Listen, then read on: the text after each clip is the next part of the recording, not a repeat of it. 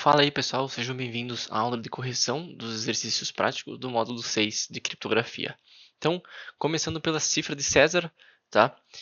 Durante a análise de um artefato encontrado, foi identificado um texto aparentemente cifrado utilizando a cifra de César. Utilizando o conhecimento sobre esse método, decifre a mensagem abaixo e descubra o texto original. Então, cifra de César é tranquilo, né, pessoal? Eu normalmente gosto de usar o Hot13, tá? Essa aplicação aqui para cifra de César, porque aqui tu consegue colocar todas as chaves possíveis, né, do 1 ao 25. Então a gente poderia vir aqui na chave 1, não faz sentido. Chave 2 também não faz sentido. Chave 3 também não. Chave 4, chave 5, chave 6, chave 7 e aí por diante, tá? Até que a gente chega na chave 8 e tem o desafio resolvido aqui, então, que é a nossa primeira frase, tá? É claro, né? É só ir de um em um e ver qual faz sentido, né? Porque as demais não fazem nenhum sentido, então, obviamente, essa é a chave correta, tá? A frase é primeiro desafio prático resolvido. Inclusive, eu coloquei aqui como dica, como sugestão nas dicas, né? Provavelmente tem algum site talvez que disponibilize todas as versões do Hot 13, né? Vamos ver. Estou pesquisando com vocês aqui agora em tempo real, vamos ver. Se colocar aqui. As demais também é para escolher, né? Vamos ver.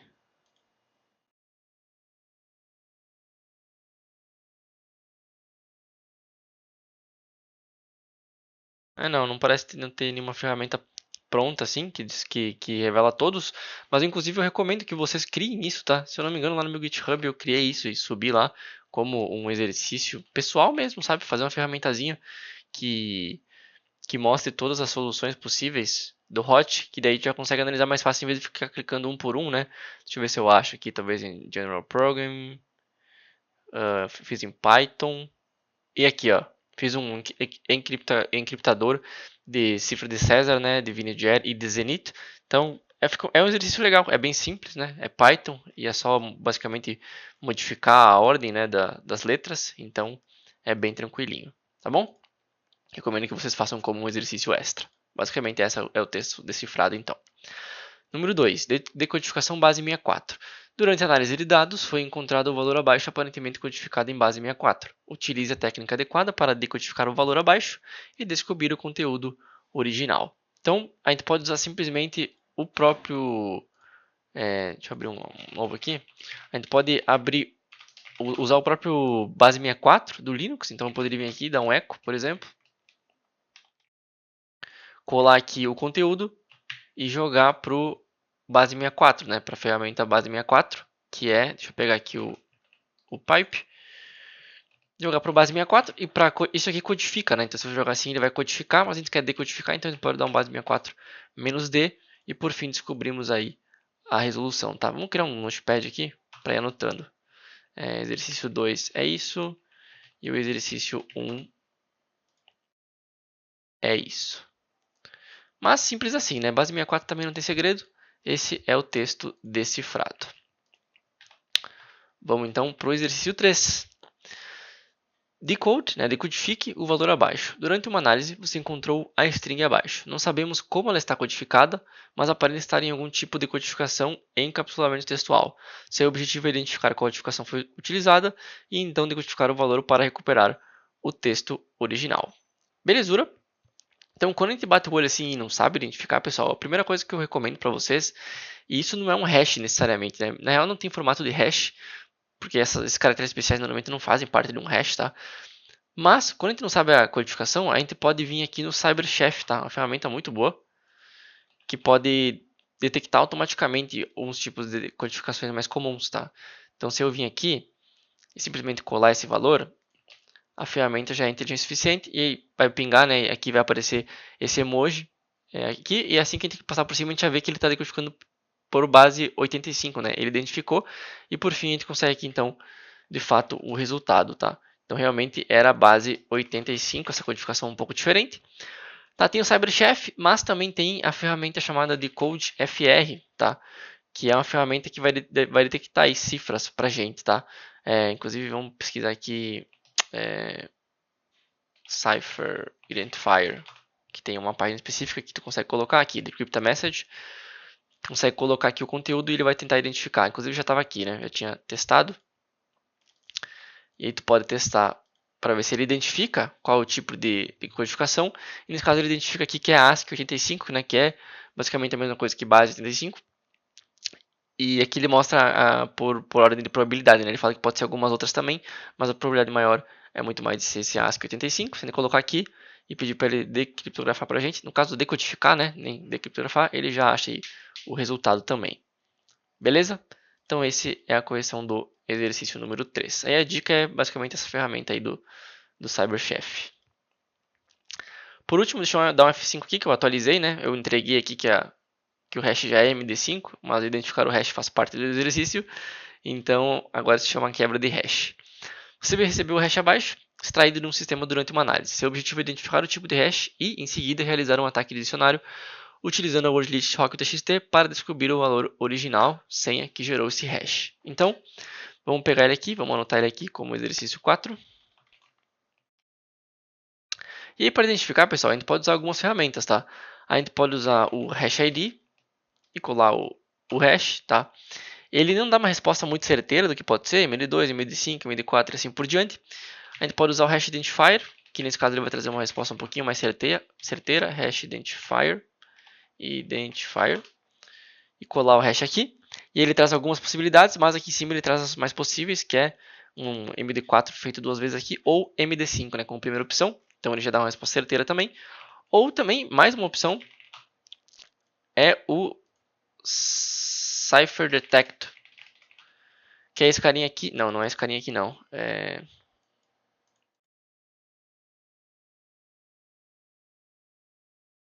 Crypt Detect, vamos pesquisar assim que talvez ele ache. Que é... Putz. Hash Detect, então. Isso, Hash Type Identifier, esse cara aqui que eu queria achar. No caso é um algoritmo de hash, né, não de criptografia, por isso que eu não estava achando, faz todo sentido. Me confundi, mas enfim. Esse hash.com, ele é muito bom também de encontrar, tá? Nesse caso aqui, ele já retorna pra gente que é possivelmente um MD5, tá? Sendo assim, a gente pode usar o John the Ripper ou o Hashcat, né, como a gente já viu, para quebrar esse hash. Então vamos utilizar o John, menos word list. Ele fala para a gente usar rock.txt, né, como dá para ver aqui atrás. Então vamos lá, user share word lists rock.txt. E aí a gente coloca o hash, né, vamos criar o arquivo do hash. Então, deixa eu entrar aqui no módulo 6. Eu já tenho um hash aqui, vamos apagar ele. Nano hash.txt, colar aqui o valor dele. Aqui então a gente indica o hash e a gente pode simplesmente usar assim, que eu acho que o John já vai ser inteligente de identificar. Não foi. Então a gente especifica para ele que é um raw MD5, né, que é o formato de MD5 bruto aí. E enfim, ele vai identificar para a gente que, decodificando esse valor, a senha, né, é cat22. A gente dá uma olhadinha aqui, a senha é cat22 com esse comando. Beleza. A gente poderia usar o hashcat também, né? Só para mostrar para vocês como é que seria com o hashcat. Hashcat -m0, tá? Que vai identificar que o modo é 0. Nesse caso, o 0 significa MD5, né? Para identificar, a gente poderia vir aqui em hashcat modes e ver qual são os exemplos de hash. E o 0 é justamente o MD5, como tem aqui. A0 quer dizer que é um ataque de dicionário também, menos A0, porque tem outros tipos de ataque. Hash.txt e a wordlist que a gente quer usar, então nesse caso vai ser user share wordlist block.txt. E aí aqui nesse caso eu já tinha testado, né? Por isso que ele identificou tão rápido, para você vai demorar, sei lá, um segundinho a mais para identificar.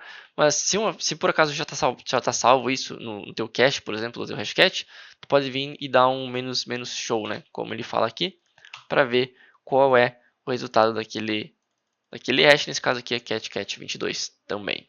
Beleza? A última opção seria usar o CrackStation, que já tem catalogado alguns principais hashes, tá?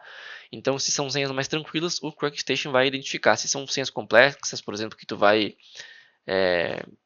customizar uma word list, né, e tentar fazer um brute force, um ataque de dicionário muito mais complexo, provavelmente não vai ter no CrackStation, tá?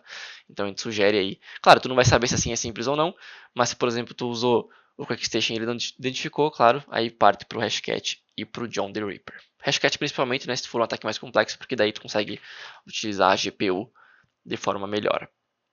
E é isso, exercício 4 resolvido. Vamos fechar tudo isso aqui. E só conferir aqui, né? Cat 22. E vamos começar no exercício 5. Beleza, pessoal. Fiz um cortezinho rápido para colocar o hash que nem estava aqui, né? Que eu esqueci ele.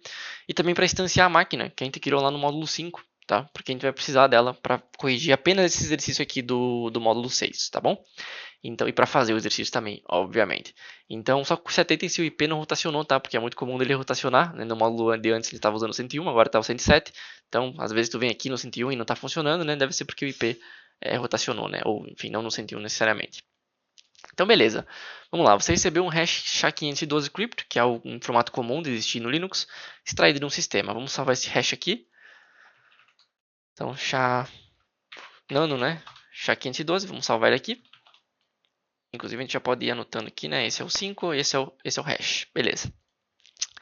E aí, vamos gerar o word list com seal, então. Seal, basicamente, é seal, e aí o IP, né, alvo, nesse caso é 192.168.107, a máquina alvo, né, a aplicação web alvo, e o "-w" para indicar onde é que vai sair aquela word list. Vamos salvar na seal.txt, e aí gerou então a seal.txt com 257 palavras da aplicação, tá bom?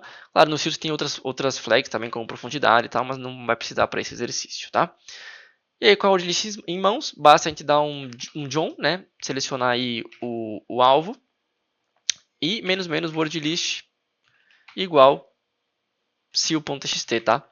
Aqui o João já é esperto o suficiente, porque aqui é bem nítido que é um SHA-512, tá? Então, a gente pode dar sem o formato específico, que ele já vai identificar que é um SHA-512, né? Por causa justamente desse comecinho aqui do salt dele, né? Que identifica o tipo de hash, e já era. Significativamente é a senha desse usuário aqui. Beleza? Pessoal, só lembrando que nenhum dessas senhas aqui, tá? Por exemplo, isso aqui ou essa senha aqui tem relação com, porque até porque a gente não sabe qual é o usuário, né? Tem relação com a máquina principal, tá? Do módulo 5 e com o desafio que envolve toda aquela máquina, tá? Então, são exercícios independentes.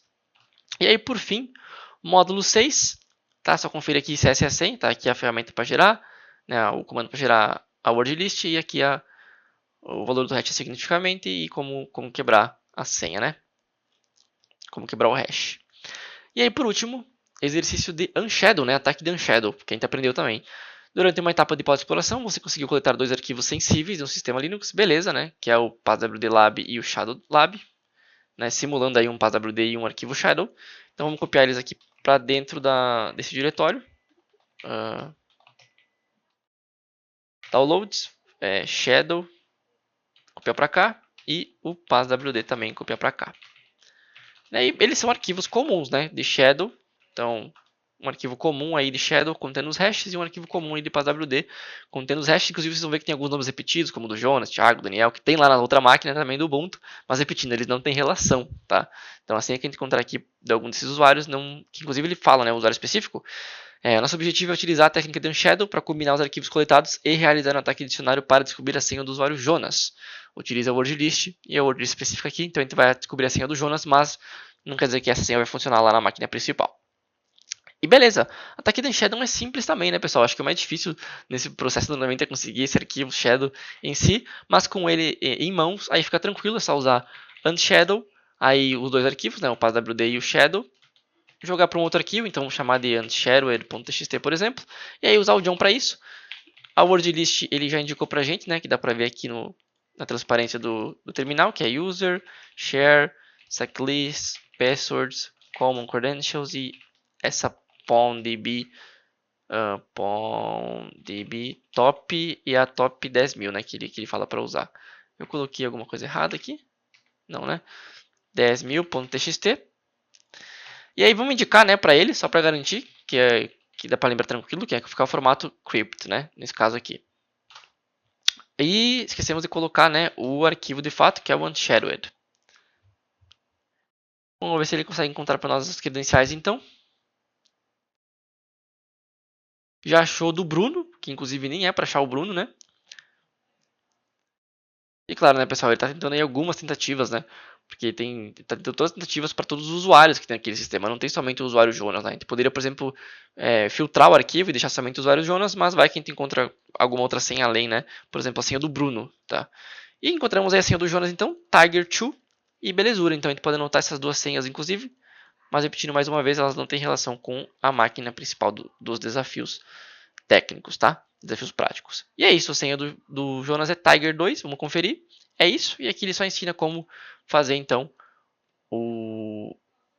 como quebrar, né? Esse hash aqui com o ataque de Unshadow.